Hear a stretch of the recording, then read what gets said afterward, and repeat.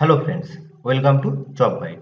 6-3-2024 অর্থাৎ আজকে এসএসসি জিডিতে যে সমস্ত প্রশ্নগুলো এসেছিল তার অ্যানালিসিসের ক্লাস আমরা দেখে নেব।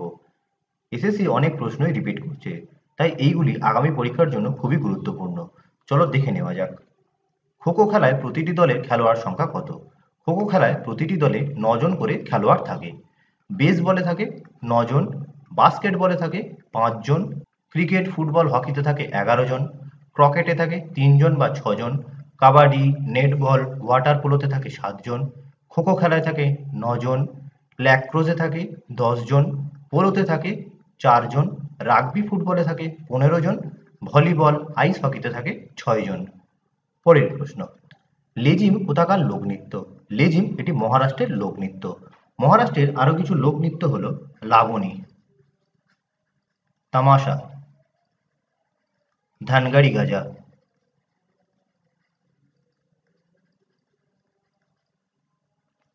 প্রভা দাস,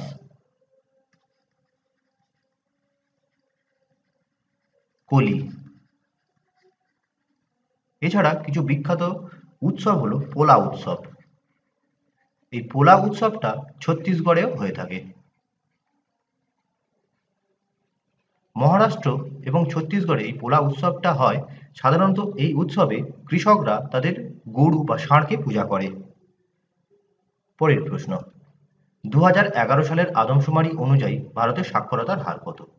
2011 সালের আদমশুমারি অনুযায়ী ভারতের সাক্ষরতার হার 74.04%, যার মধ্যে পুরুষদের সাক্ষরতার হার ছিল 82.14% এবং মহিলাদের ছিল 65.46%। সব থেকে বেশি সাক্ষর রাজ্য হল কেরালা, সেখানে সাক্ষরতার হার 94%, এবং সাক্ষরতার দিক থেকে সব থেকে পিছিয়ে আছে বিহার, সেখানে সাক্ষরতার হার 61.80%। কেন্দ্রশাসিত অঞ্চলগুলোর মধ্যে প্রথম রয়েছে লাক্ষাদ্বীপ। লাক্ষাদ্বীপে সাক্ষরতার হার হল প্রায় 92.28%, এবং কেন্দ্রশাসিত অঞ্চলগুলোর মধ্যে সব থেকে কম স্বাক্ষর হল দমন ও দিউ, সেখানে সাক্ষরতার হার 77.24%। পরের প্রশ্ন, দীপিকা পাল্লিকাল কোন খেলার সাথে সম্পর্কিত? দীপিকা পাল্লিকাল একজন স্কোয়াশ খেলোয়াড়। দীপিকা পাল্লিকাল হলেন বিখ্যাত ক্রিকেটার দীনেশ কার্তিকের স্ত্রী। স্কোয়াশ খেলার সাথে যুক্ত আরও কিছু ব্যক্তিত্ব হলেন জ্যোৎস্না চিনাপ্পা,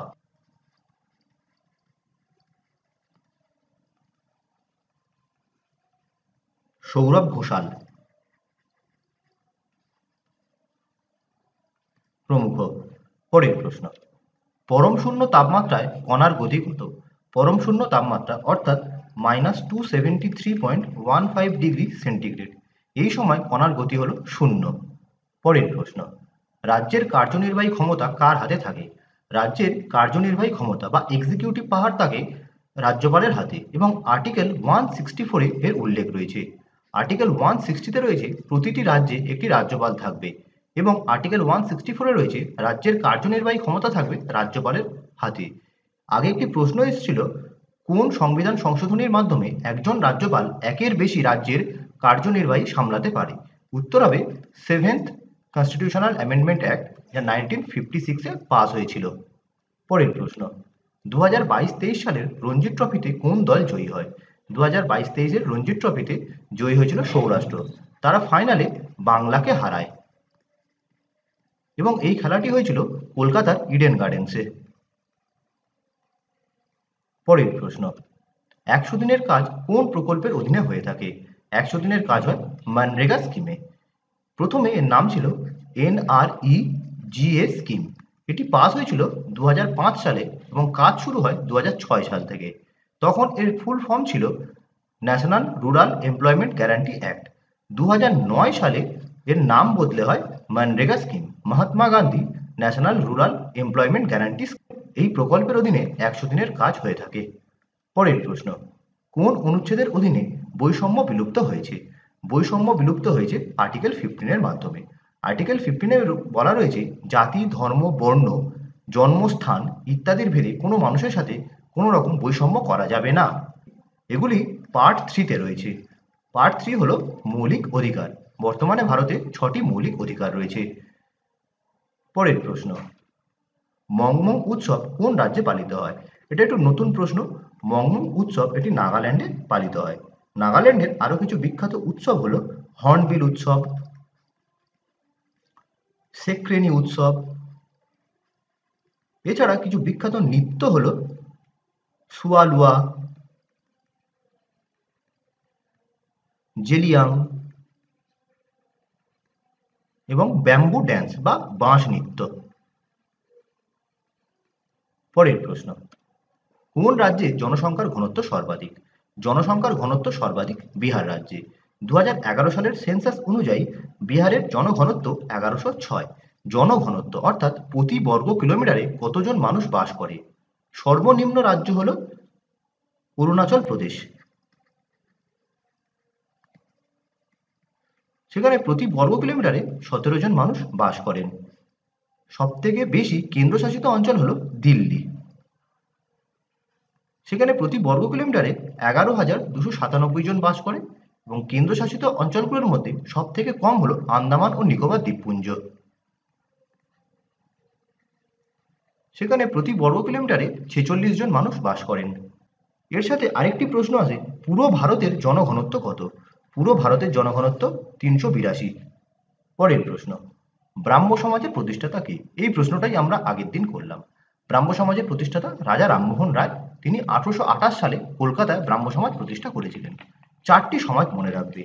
1867 সালের প্রার্থনা সমাজ, যা তৈরি করেছিলেন আত্মারাম পাণ্ডুরং। 1873 সালের সত্যশোধক সমাজ, যা তৈরি করেছিলেন জ্যোতিবা ফুলে। 1828-এর ব্রাহ্ম সমাজ রাজা রামমোহন রায় তৈরি করেছিলেন এবং 1875 সালের স্বামী দয়ানন্দ সরস্বতী তৈরি করেছিলেন আর্য সমাজ। এছাড়া আরেকটি মনে রাখবে, 1897 সালের রামকৃষ্ণ মিশন, যার প্রতিষ্ঠাতা স্বামী বিবেকানন্দ। পরের প্রশ্ন, ভক্তি শর্মা কোন খেলার সাথে যুক্ত? ভক্তি শর্মা একজন ভারতীয় সাঁতারু। পরের প্রশ্ন, প্রবীণ কুমার শ্রীবাস্তব বর্তমানে কোন সংস্থার প্রধান রয়েছে? এই প্রশ্নটা ঘুরিয়ে ফিরিয়ে দিচ্ছে। প্রবীণ কুমার শ্রীবাস্তব বর্তমানে central vigilance commissioner of India অর্থাৎ সিভিসি। পরের প্রশ্ন, 2011 সালের আদমশুমারি অনুযায়ী কোন রাজ্যের লিঙ্গ অনুপাত সবচেয়ে কম? লিঙ্গ অনুপাত সবচেয়ে কম হরিয়ানা রাজ্যে, সেখানে প্রতি 1000 জন পুরুষে 879 জন মহিলা বাস করে। এ সংক্রান্ত বিস্তারিত আলোচনা আমরা ঠিক আগের ভিডিওতে করেছি, দেখে নিও। পরের প্রশ্ন, কুচিপুড়ি কোন রাজ্যের সাথে সম্পর্কিত? কুচিপুড়ি রাজ্য দেখতে পাওয়া যায় অন্ধ্রপ্রদেশে। এটি হলো অন্ধ্রপ্রদেশ থেকে একটি শাস্ত্রীয় নৃত্য। কুচিপুড়ি নৃত্যের সাথে জড়িত কিছু বিখ্যাত ব্যক্তিত্ব হয়ে ভেমপাতি চীনা সত্যম,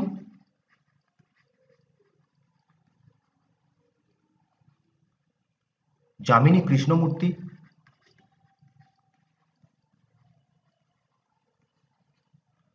রাজা ও রাধা রেড্ডি,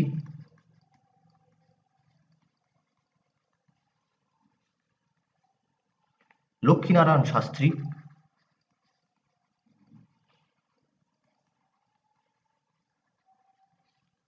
স্বপ্না সুন্দরী প্রমুখ। পরের প্রশ্ন, সেন্ট্রাল ব্যাংক অফ ইন্ডিয়া প্রতিষ্ঠা কত সালে হয়? সেন্ট্রাল ব্যাংক অফ ইন্ডিয়া প্রতিষ্ঠা হয়েছিল 1911 সালে। পরের প্রশ্ন, 2022 সালের পুরুষদের আইসিসি টি-20 ওয়ার্ল্ড কাপে কোন দল জয়ী হয়? 2022 সালের টি-20 ওয়ার্ল্ড কাপে জয়ী হয়েছিল ইংল্যান্ড। তারা ফাইনালে পাকিস্তানকে হারিয়েছিল এবং এই খেলাটি অনুষ্ঠিত হয়েছিল অস্ট্রেলিয়াতে।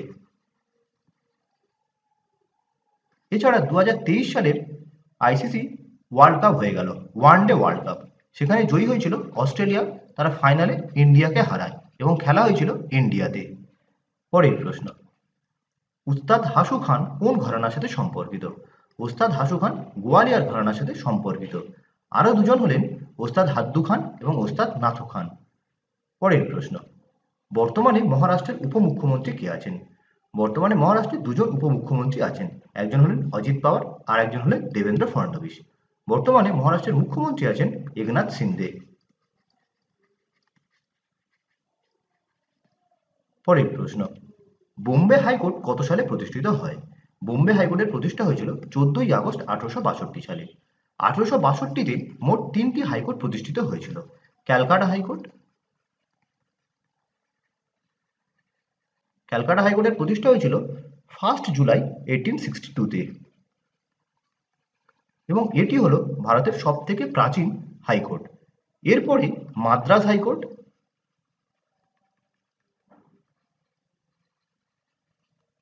মাদ্রাজ হাইকোর্টের প্রতিষ্ঠা হয়েছিল 15th আগস্ট 1862-তে এবং তার মাঝে হয়েছিল 14th আগস্টে বোম্বে হাইকোর্ট। পরের প্রশ্ন, উগাদি উৎসব কোন রাজ্যে উদযাপিত হয়? কি অপশন ছিল সেই মতো উত্তর করতে হতো। উগাদি উৎসব 3টি রাজ্যে মূলত পালিত হয়, সেগুলি হলো অন্ধ্রপ্রদেশ, কর্ণাটক এবং তেলেঙ্গানা। এর সাথে মনে রাখবে মহারাষ্ট্র ও গোয়ায় পালিত হয় গুড্ডি পাড়ওয়া। পরের প্রশ্ন, ভারতের কোন রাজ্য বাংলাদেশের সাথে সীমান্ত ভাগ করে? এটাও কেমন অপশন ছিল সেই মতো উত্তর করতে হতো। বাংলাদেশ ভারতবর্ষের মোট 5টি রাজ্যের সাথে সীমান্ত ভাগ করে: আসাম, পশ্চিমবঙ্গ, মিজোরাম, মেঘালয় এবং ত্রিপুরা।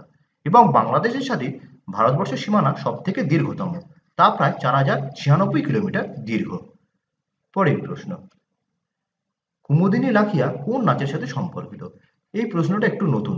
কুমুদিনী লাখিয়া কত্থক নৃত্যের সঙ্গে জড়িত। কত্থক নৃত্য উত্তরপ্রদেশের একটি শাস্ত্রীয় নৃত্য। কত্থক নৃত্যের সাথে জড়িত কিছু বিখ্যাত ব্যক্তিত্ব হলেন পণ্ডিত বিরজু মহারাজ, সিতারা দেবী, সুনয়না হাজারিলাল,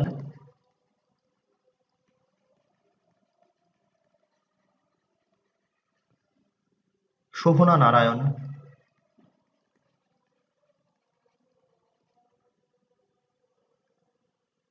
রানী কর্ণা, প্রেরণা সীমালা। এছাড়া আছে লাচ্চু মহারাজ, শম্ভু মহারাজ, আচ্চান মহারাজ প্রমুখ। পরের প্রশ্ন, লক্ষ্য সেন কোন খেলার সাথে জড়িত? লক্ষ্য সেন ব্যাডমিন্টন খেলার সাথে সম্পর্কিত। পরের প্রশ্ন, চন্দ্রগুপ্ত মৌর্যের গুরু কে? চন্দ্রগুপ্ত মৌর্যের গুরু হলেন কৌটিল্য, যার আরেকটি নাম বিষ্ণুগুপ্ত বা চাণক্য। চন্দ্রগুপ্ত মৌর্য 321 খ্রিস্টপূর্বাব্দে নন্দবংশের শেষ রাজা ধননন্দকে পরাজিত করে মৌর্য সাম্রাজ্যের প্রতিষ্ঠা করেছিলেন এবং তাকে সাহায্য করেছিলেন তার গুরু কৌটিল্য বা বিষ্ণুগুপ্ত। তার একটি বিখ্যাত বই রয়েছে, তা হলো অর্থশাস্ত্র। পরের প্রশ্ন, পুরুষদের শটপুট খেলায় বলের ওজন কত? বলের ওজন হয় 7.26 কিলোগ্রাম বা 16 পাউন্ড। আর মহিলাদের শটপুট খেলায় বলের ওজন হয় 4 কিলোগ্রাম বা 8.82 পাউন্ড। পরের প্রশ্ন, রাজস্ব ঘাটতি কি? রাজস্ব ঘাটতি বা ফিসকাল ডেফিসিট খুব সহজ প্রশ্ন। সরকারের মোট আয় মাইনাস মোট ব্যয়, অর্থাৎ সরকারের মোট আয় ও মোট ব্যয়ের মধ্যে পার্থক্য। পরের প্রশ্ন, ভারতীয় রাজ্যসভায় মোট আসন সংখ্যা কত? রাজ্যসভায় মোট আসন সংখ্যা হলো 250, যার মধ্যে 238 জন হন নির্বাচিত এবং 12 জনকে প্রেসিডেন্ট মনোনীত করেন। বর্তমানে আসন সংখ্যা রয়েছে, অর্থাৎ বর্তমানে মোট সদস্য রয়েছে 245, যার মধ্যে 233 জন আছেন নির্বাচিত এবং 12 জন আছেন মনোনীত। পরের প্রশ্ন, আন্তর্জাতিক খেলায় ফুটবলের সাইজ কত? ফুটবলের পরিধি হয় 28 থেকে 30 সেন্টিমিটার বা 11 থেকে 12 ইঞ্চি এবং ওজন হয় 410 থেকে 460 গ্রাম বা 14 থেকে 16 আউন্স। পরের প্রশ্ন, HYV-র পূর্ণ রূপ কি? HYV অর্থাৎ হাই ইয়েল্ডিং ভ্যারাইটি। এটি কৃষিতে সবুজ বিপ্লবের সাথে জড়িত। সবুজ বিপ্লব ভারতে হয়েছিল 1960 থেকে 1970-এর দশকে। এই সময় ধান এবং গমের উৎপাদন প্রচুর বাড়ানো হয় হাই ইয়েল্ডিং ভ্যারাইটির মাধ্যমে, অর্থাৎ উচ্চ ফলনশীল বীজ। এবং এর জন্য সবথেকে বেশি লাভবান হয়েছিল পাঞ্জাব, উত্তরপ্রদেশ, হরিয়ানা এই সমস্ত রাজ্যগুলো। পরের প্রশ্ন, চতুর্থ পঞ্চবার্ষিকী পরিকল্পনার লক্ষ্য কি ছিল? চতুর্থ পঞ্চবার্ষিকী পরিকল্পনার লক্ষ্য ছিল আত্মনির্ভরতা বা সেলফ সাফিসিয়েন্ট এবং এটি হয়েছিল 1969 থেকে 1974 সাল পর্যন্ত। পরের প্রশ্ন, বঙ্গভঙ্গ কবে হয়? বঙ্গভঙ্গ করেছিলেন লর্ড কার্জন, অক্টোবর 16, 1905 সালে। এরপর স্বদেশী আন্দোলন শুরু হয় এবং তারপরে 1911-তে লর্ড হার্ডিঞ্জ বঙ্গভঙ্গ রদ করেন। পরের প্রশ্ন, বিশ্বকর্মা যোজনার উদ্দেশ্য কি? বিশ্বকর্মা যোজনা এটি চালু হয়েছিল সেপ্টেম্বর 2023-এ। প্রধানমন্ত্রী নরেন্দ্র মোদী এটি শুরু করেছিলেন। এখানে কারিগরদের জীবিকা বাড়াতে আর্থিক সহায়তা, দক্ষতা উন্নয়ন এবং অন্যান্য সহায়ক ব্যবস্থা প্রদান করা হয়।